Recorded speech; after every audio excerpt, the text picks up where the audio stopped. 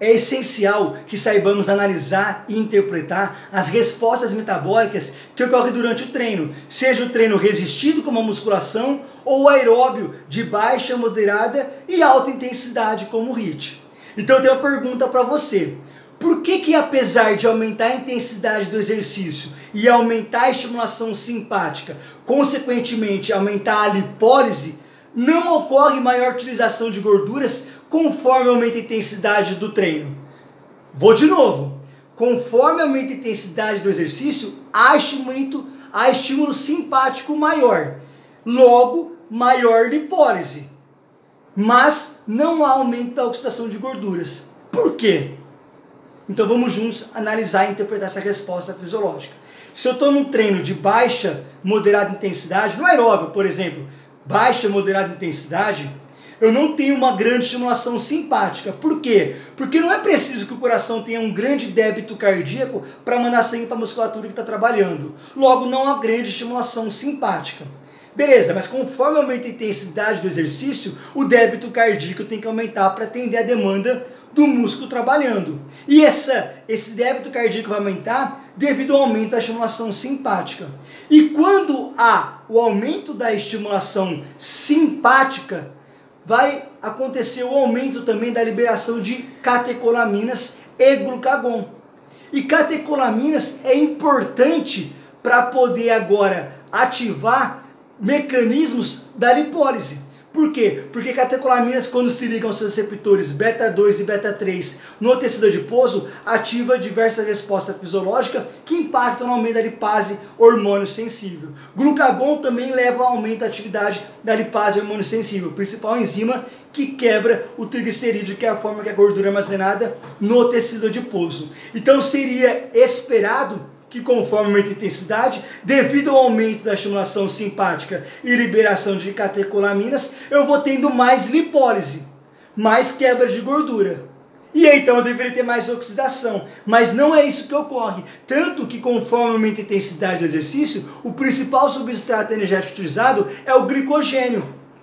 Isso se justifica porque o aumento da estimulação simpática ativa a glicogênio fosforilase.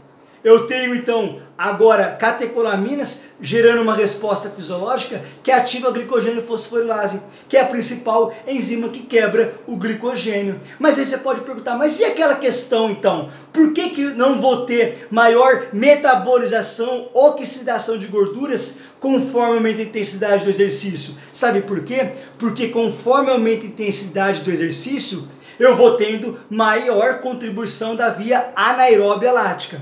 Atenção, não quer dizer que tem um ponto no aeróbio que passa a ser predomínio anaeróbio. Não, o predomínio é sempre aeróbio. Só que conforme aumenta a intensidade do exercício, eu vou tendo maior contribuição anaeróbia para a produção de ATP. E logo tem formação de lactato. E o lactato ativa a glicerol fosfato aciltransferase, que é uma enzima que atua agora na ressíntese do triglicerídeo. Então eu tenho um aprisionamento dos ácidos graxos no tecido adiposo. A lipólise então sim está maior, mas eu tenho aprisionamento desses ácidos graxos porque eu tenho aumento da ressíntese dele, porque eu tenho maior atividade da glicerol fosfato aciltransferase. Além disso, conforme aumenta a intensidade do exercício, eu tenho que ter mais fluxo sanguíneo para a musculatura trabalhando. Logo, o aporte de sangue para a região esplâncnica, tecido adiposo, é menor. Então não adianta ter lipólise se agora está chegando menos sangue no tecido adiposo. Por quê? Porque vai ter menos chegada de albumina.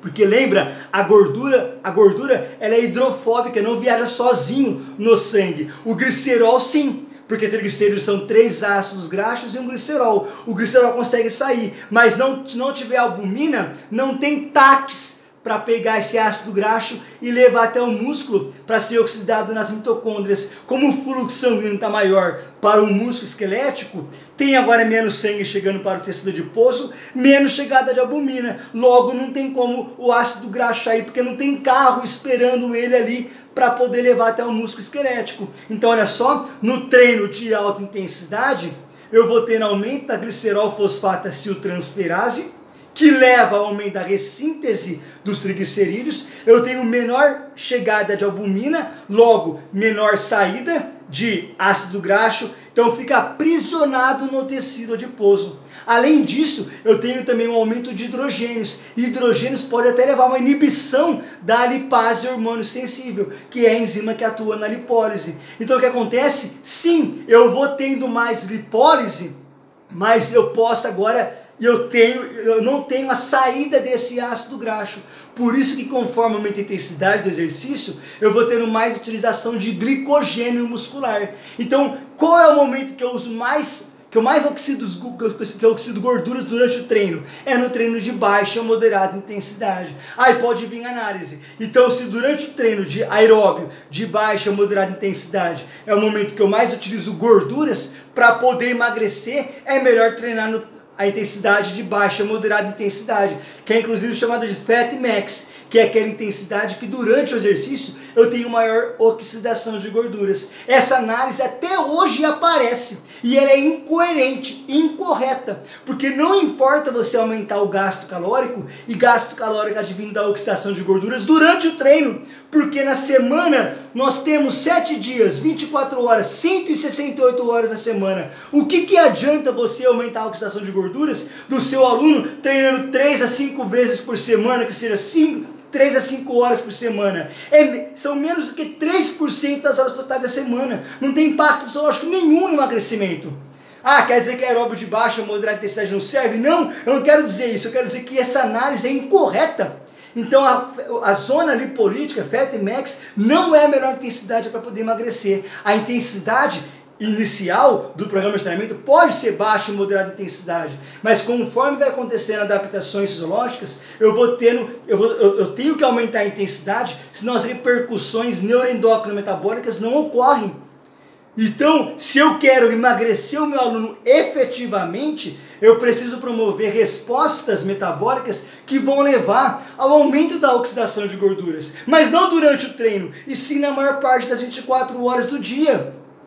E eu venho falando, alguma das respostas que você precisa gerar é aumento de mitocôndrias, aumento de capilares, aumento da atividade das enzimas da beta-oxidação, do ciclo de Krebs, da cadeia transportadora de elétrons. Eu preciso fazer agora depressão de glicogênio para ter a necessidade de supercompensação de glicogênio, ao mesmo tempo que eu tenho que ter a necessidade de regeneração tecidual, síntese proteica. Então o meu treino não é porque eu não tenho grande oxidação de gorduras durante o treino, quando eu faço, por exemplo, o aeróbio de alta intensidade como o HIIT, que eu não tenho a repercussão necessária para poder emagrecer. E o HIIT, ele é aeróbio. Não pode mais se falar que o HIIT é anaeróbio. O predomínio é aeróbio. E por quê? Porque conforme aumenta o tempo de estímulo, vai tendo aumento da estimulação simpática, que se liga aos seus receptores no tecido muscular esquelético e leva a vasodilatação, maior aporte de oxigênio. Eu vou ter aumento da diferença arteriovenosa de oxigênio, ou seja, da extração de oxigênio. E por quê? Porque eu tenho, por exemplo, respostas fisiológicas, como agora aumento da atividade da 2,3-difosfoglicerato, eu vou ter agora redução do pH, eu vou ter agora aumento da temperatura corporal, redução da pressão de CO2 no sangue. Isso tudo diminui a afinidade da hemoglobina pelo oxigênio. Então eu vou tendo essa diferença arteriovenosa aumentando conforme aumenta a intensidade por mecanismos de vasodilatação. Ou seja, o músculo trabalhando gera substâncias vasodilatadoras. Eu tenho a estimulação simpática a liberar catecolaminas para se ligar aos receptores beta-2 nos vasos sanguíneos da musculatura esquelética, fazendo vasodilatação, e a redução da afinidade da hemoglobina pelo oxigênio. A hemoglobina libera mais fácil o oxigênio. Por quê? Porque eu vou ter agora aumento da 2,3-difosfoglicerato, redução do pH, porque eu vou ter mais hidrogênio, e agora aumenta a pressão de CO2, vai ter mais CO2. Isso leva à redução da afinidade da hemoglobina pelo oxigênio, além também do aumento da temperatura corporal. Isso faz com que o músculo extraia mais oxigênio. Então o HIIT, ele é predomínio aeróbio, com grande contribuição anaeróbia. Beleza? Espero que esse vídeo possa ter ajudado você a entender um pouco das repercussões metabólicas durante o treino.